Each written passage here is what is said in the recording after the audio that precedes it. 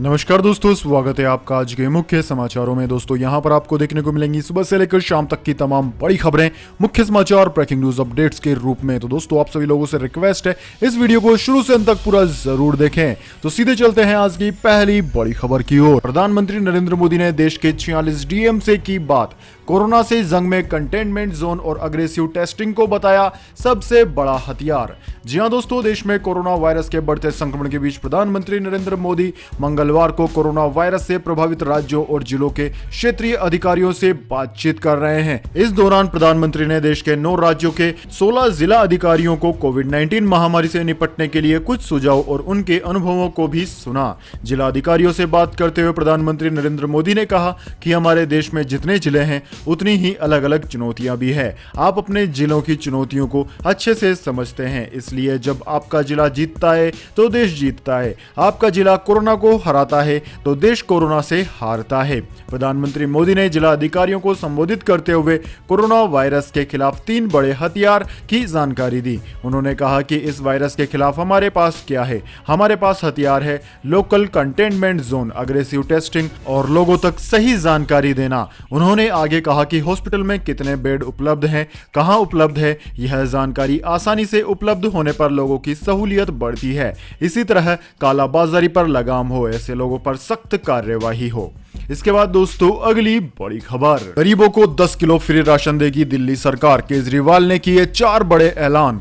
जी हां दोस्तों, कोरोना पर दिल्ली के मुख्यमंत्री अरविंद केजरीवाल ने मंगलवार को प्रेस कॉन्फ्रेंस में 4 बड़े ऐलान किए। उन्होंने कहा कि कोरोना में आम आदमी को चारों तरफ से मार पड़ रही है, लोगों के रोजगार खत्म हो गए हैं, बहुत लोग ऐसे हैं जिन्हें खाने की दिक्कत हो रही है, बहुत लोगों के घर कमाने वालों की मौत हो गई, कोई कमाने वाला नहीं बचा, कई बुजुर्ग ऐसे हैं जिनके कमाने वाले बच्चे चले गए हैं। दोस्तों इसी के बीच उन्होंने 4 बड़ी घोषणाएं की है, जिनमें 72 लाख लोगों के पास राशन कार्ड है, उन्हें सरकार राशन देगी, यह भी उन्होंने घोषणा की है। घोषणा के अनुसार ऐसे लोगों को 10 किलो फ्री राशन मिलेगा, जिसमें 5 किलो राशन केंद्र दे रहा है। जिनका राशन कार्ड नहीं है उन्हें भी दिल्ली सरकार राशन देने जा रही है। जो लोग गरीब हैं उन्हें भी राशन दिया जाएगा। वहीं दोस्तों जिन्होंने कोरोना की वजह से अपनों को खोया है उन्हें 50,000 का मुआवजा मिलेगा। ऐसे कई परिवार हैं जिनके यहाँ कमाने वाले व्यक्ति की मौत हो गई है, उन्हें 50,000 रुपए के अलावा 2500 रुपए हर महीने पेंशन दी जाएगी। वहीं दोस्तों ऐसे बच्चे जिनके माता पिता की मौत हो गई या जिनके माता या पिता में से कोई एक की मौत हो गई है,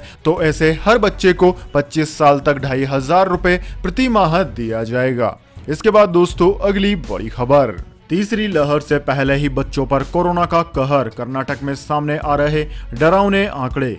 जी हां दोस्तों, कर्नाटक में तीसरी लहर आने से पहले ही बच्चों में कोरोना के मामले तेजी से बढ़ रहे हैं। महाराष्ट्र के बाद कर्नाटक अब वह राज्य है जहां दूसरी लहर के दौरान कोरोना के मामले सबसे तेजी से आए हैं। दूसरी लहर के दौरान ही कर्नाटक में बच्चों के अंदर संक्रमण तेजी से बढ़ रहा है, जबकि विशेषज्ञों का अनुमान है कि तीसरी लहर बच्चों के लिए खतरनाक हो सकती है। कोरोना की पहली लहर के दौरान 9 मार्च से 25 दिसंबर 2020 के बीच 10 साल से छोटे बच्चों के 19,378 केस और 11 से 20 साल के बच्चों के 41,985 मामले सामने आए थे। कोरोना की दूसरी लहर में सारे रिकॉर्ड टूटते नजर आ रहे हैं। महज 15 दिन यानी कि 1 से 16 मई 2021 के बीच अब तक 19,000 बच्चे कोरोना की चपेट में आ चुके हैं। डॉक्टरों के अनुसार बच्चों में कोरोना के अजीब लक्षण मिल रहे हैं, जिनमें लगभग 10 साल की आयु के बच्चों में गैस्ट्रोएंटाइटिस भी शामिल है। कुछ मामलों में बच्चों में चकत्ते और अन्य त्वचा रोग होते हैं। कर्नाटक में बच्चों में बढ़ते संक्रमण को लेकर सरकार अलर्ट हो गई है। वहीं लोग फिक्रमंद हो गए हैं। दूसरी लहर में ही बच्चों पर कोरोना का कहर शुरू हो गया है। इससे पहले दिल्ली में संक्रमण के कारण 2 बच्चों की मौत हो गई थी। कोरोना से 5 साल की परी और एक 9 साल के कृषु की मौत हो गई थी। इन दोनों बच्चों का इलाज दिल्ली के जीटीबी गुरु तेग बहादुर अस्पताल में चल रहा था। 5 साल की परी संक्रमित होने के बाद 6 दिन तक वेंटिलेटर पर रही। इलाज के दौरान उसने बुधवार को ही दम तोड़ा था। वहीं दोस्तों 9 साल के कृषु की भी मौत कोरोना की वजह से हुई। परिवार वाले बताते हैं कि बुधवार को अचानक से कृषु की तबीयत बिगड़ी। उसके बाद उसको जीटीबी अस्पताल में एडमिट कराया, जहां गुरुवार सुबह उसकी मौत हो गई। दोस्तों हेल्थ एक्सपर्ट्स के मुताबिक ज्यादातर बच्चों को कोविड-19 से प्रभावित हैं। उनमें सामान्य रूप से हल्का बुखार, खांसी, जुकाम, सांस लेने में दिक्कत, थकान, गले में खराश, दस्त, खाने में स्वाद न आना, सूंघने की क्षमता का कम होना, मांसपेशियों में दर्द होना और लगातार नाक के बहने जैसे लक्षण शामिल हैं। कुछ बच्चों में पेट और आंतों से जुड़ी समस्याओं के साथ साथ कुछ असामान्य लक्षण भी देखे गए हैं। इसके बाद दोस्तों टूल किट केस, कांग्रेस की दिल्ली पुलिस कमिश्नर को चिट्ठी, नड्डा, पात्रा समेत कई बीजेपी नेताओं पर एफआईआर की मांग।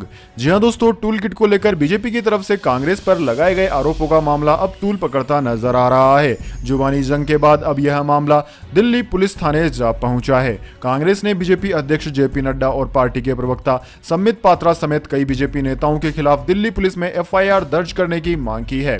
कांग्रेस ने दिल्ली पुलिस कमिश्नर और SHO Tughlaq road police station को चिट्ठी लिखी है। चिट्ठी में संबित पात्रा और जेपी नड्डा के अलावा स्मृति ईरानी, बीएल संतोष समेत कई अन्य नेताओं के नाम हैं। कांग्रेस ने पत्र में लिखा है कि इस शिकायत के जरिए हम जेपी नड्डा, संबित पात्रा, स्मृति ईरानी, बीएल संतोष समेत बीजेपी के कई नेताओं के खिलाफ एफआईआर दर्ज कराने की मांग करते हैं। इन लोगों ने देश में अशांति और सांप्रदायिक अशांति फैलाने के मकसद से सोशल मीडिया के जरिए झूठी बातें फैलाई है। शिकायत में यह भी कहा गया है कि संबित पात्रा, बीएल संतोष सहित बीजेपी के अन्य लोगों ने जेपी नड्डा के कहने पर एक जाली और मनगढ़ंत दस्तावेज तैयार किया। इतना ही नहीं, इसके लिए इन लोगों ने एआईसीसी रिसर्च डिपार्टमेंट का लेटर हेड भी तैयार किया। इसके बाद दोस्तों अगली बड़ी खबर, नारदा केस, मंत्रियों समेत ममता के चारों नेताओं की जमानत रद्द। टीएमसी बोली, मोदी सरकार से बर्दाश्त नहीं हो रही है हार। जी हां दोस्तों, पश्चिम बंगाल में नारदा स्टिंग केस को लेकर बवाल हो गया है। ममता बनर्जी सरकार के 2 मंत्रियों समेत तृणमूल कांग्रेस के चारों नेताओं को आधी रात के करीब जेल भेज दिया गया। इससे पहले कलकत्ता हाईकोर्ट ने भी सभी की जमानत रद्द कर दी थी। सभी नेताओं को सीबीआई ने कल छापामारी के बाद गिरफ्तार किया था। सीबीआई की इस कार्रवाई के बाद टीएमसी ने कहा कि मोदी सरकार बंगाल में हार बर्दाश्त नहीं कर पा रही है, इसलिए बदले की कार्यवाही कर रही है।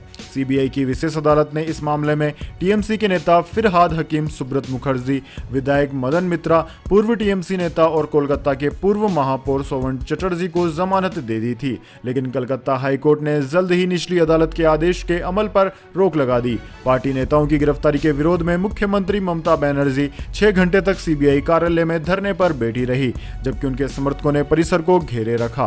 केंद्रीय एजेंसी की कार्रवाई के खिलाफ राज्य के कई स्थानों पर हिंसक प्रदर्शन भी हुए हैं। इसके बाद दोस्तों अगली बड़ी खबर, चक्रवाती तूफान तुकाते का कहर, मुंबई में डूबे बाज P-305 जहाज से बचाए गए 177 लोग, 273 लोग थे सवार। जी हां दोस्तों, चक्रवाती तूफान ताउते की वजह से मुंबई में भारी नुकसान हुआ है और साइक्लोन के दौरान कुल 4 SOS कॉल आए थे, जहां अभी भी नौसेनाएं इंडियन कोस्ट गार्ड ऑपरेशन कर रही है। तूफान की वजह से बार्ज P-305 जहाज समुद्र में फंस गया था, जिस पर कुल 273 लोग सवार थे।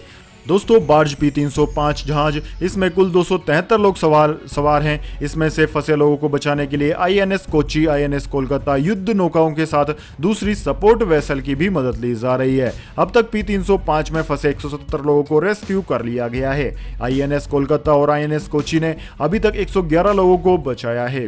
वहीं दोस्तों इसके अलावा बार्ज गल कंस्ट्रक्टर में 137 लोग फंसे हैं, जबकि ऑयल रिंग सागर भूषण, इस पर 101 लोग फंसे हैं। बार्ज SS3 पर 196 लोग फंसे हुए हैं। वहीं दोस्तों इसके अलावा गोवा, महाराष्ट्र, गुजरात में इस तूफान ने भयंकर तबाही मचाई है। कई लोगों के घर डूब गए हैं, कारें उड़ गई हैं या फिर टूट गई है। पूरे गांव के गांव में पानी लबालब भर गया है। भारी मात्रा में जान और माल की हानि की खबरें, वीडियोस और फोटोज लगातार सोशल मीडिया पर वायरल हो रहे हैं।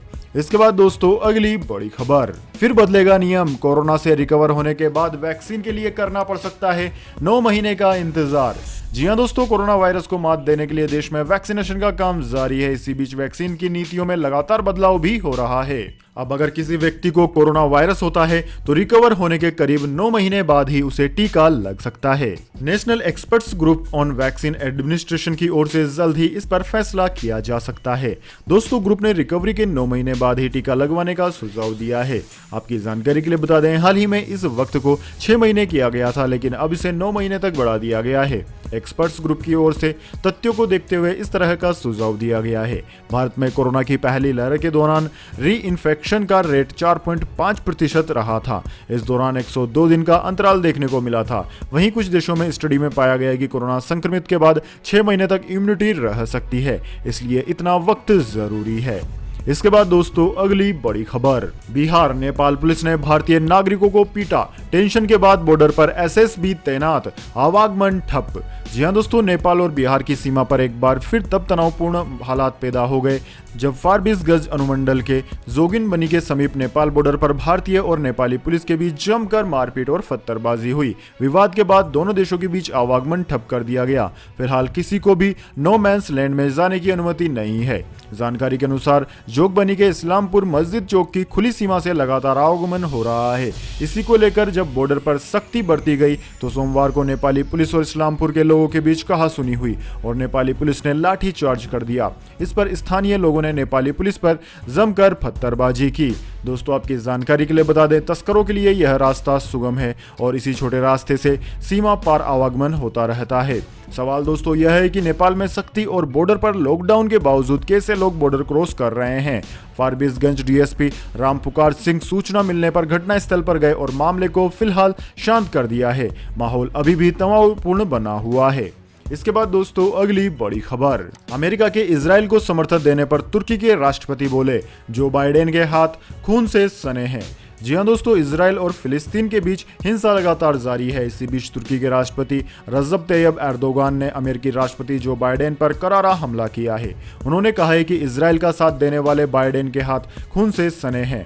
दोस्तों आपकी जानकारी के लिए बता दें, पिछले कुछ दिनों से एर्दोगान दुनिया के तमाम नेताओं से इजराइल के खिलाफ कड़ी कार्रवाई करने की मांग कर रहे हैं। उन्होंने मौजूदा संघर्ष को लेकर अमेरिका, ऑस्ट्रेलिया की सीधे तौर पर कड़ी आलोचना की। समाचार एजेंसी राइटर्स के मुताबिक राष्ट्रपति रजब तैयब एर्दोगान ने एक कैबिनेट बैठक के दौरान बाइडेन पर जमकर निशाना साधा।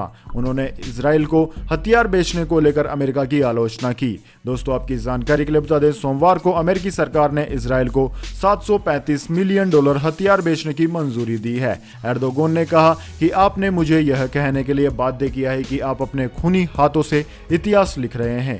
गाजा में हमले के दौरान सैकड़ों और हजारों की संख्या में लोग शहीद हो रहे हैं। इसके बाद दोस्तों अगली बड़ी खबर, केंद्रीय मंत्री संजीव बालियान के भाई की कोरोना से मौत, दूसरे भाई की भी हालत है गंभीर।